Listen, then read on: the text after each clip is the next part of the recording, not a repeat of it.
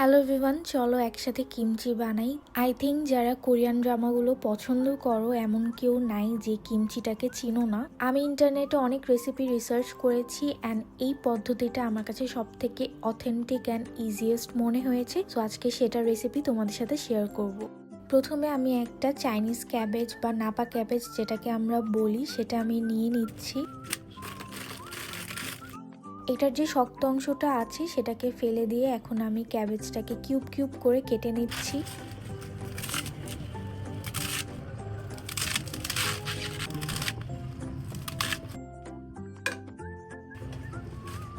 এরপর আমি একটা বড় পাত্র নিয়ে যেই ক্যাবেজগুলো কেটে রেখেছিলাম সেগুলো এর মধ্যে দিচ্ছি। এখন আমি এর মধ্যে প্রায় 2-3 টেবিল চামচ পরিমাণ লবণ দিচ্ছি। লবণটা দেয়া হয়ে গেলে এখন এর মধ্যে পানি দিব।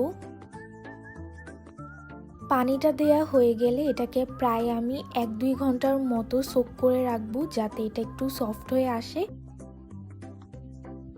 ক্যাবেজের সাথে আজকে আমি কিমচিতে ইউজ করব গ্রিন অনিয়ন্স, গাজর, মূলা অথবা র্যাডিশটা আমি অনেক ভিডিওসেই দেখেছি। র্যাডিশের কিমচিটা খেতে অনেক মজা হয়, তাই আমি এটাও আজকে অ্যাড করছি। এগুলোকে আমি একটু লম্বা লম্বা করে কেটে নিচ্ছি।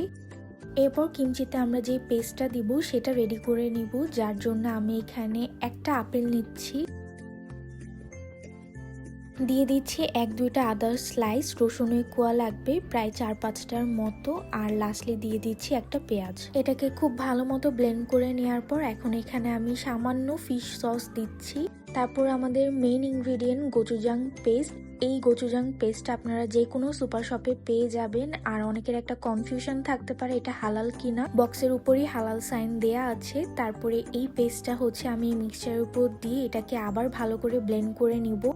কিমচির জন্য আমাদের পেস্টটা রেডি। তারপরে আমরা ক্যাবেজটাকে যে ভিজিয়ে রেখেছিলাম ঘন্টাখানিকের মতো, এটাকে এখন পানি থেকে তুলে নিচ্ছি। যেই পেস্টটা রেডি করেছিলাম সেটার মধ্যে দিচ্ছি। এটা দেওয়ার সময় আমার মনে পড়লো আমি আরও ভেজিটেবল কেটে রেখেছিলাম, সো সেটাও অ্যাড করে দিচ্ছি। ইন্টারনেটে কিমচির অনেক রেসিপি আছে, কিন্তু এই রেসিপিটা আমার কাছে সব থেকে ইজিয়েস্ট মনে হয়েছে, কারণ আলাদা করে রাইসের পেস্ট ইউজ করা, চিলি পেপার ইউজ করার থেকে আমার কাছে মনে হয়েছে গোচুজাং পেস্টটা থাকলে এটা বাসায় খুব ইজিভাবে বানানো যায়। অ্যান্ড এটাকে অবশ্যই গ্লাভস পরে খুব সময় নিয়ে ভালোভাবে মিক্স করতে হবে, যেহেতু এটা আমরা 2-3 মাসের জন্য সংরক্ষণ করে রাখবো, সো হাত দিয়ে মিক্স না করাটাই ভালো। কিমচিটাকে আমি এয়ারটাইট বক্সে একদিনের জন্য বাইরে রেখে তারপর ফ্রিজে রেখেছিলাম। এটা যত বাইরে থাকবে তত ফার্মেন্টেড হবে। এটা অল্প করে সাইড ডিশ হিসেবে খেলে খুবই ভালো, কারণ এটা আমাদের গাট হেলথের জন্য ভালো, ইমিউনিটি বুস্টিং এর জন্য ভালো, ওয়েট ম্যানেজমেন্ট, ব্লাড সুগার এগুলো ব্যালেন্স করতে হেল্প করে। তোমরা চাইলে গুগলে সার্চ করে দেখতে পারো। এটাকে আমি সাইড ডিশ হিসেবে মিটের সাথে, নুডলসের সাথে, রাইসের সাথে কিংবা স্যুপের সাথে খেয়ে থাকি। তোমরাও চাইলে এটা ট্রাই করতে পারো।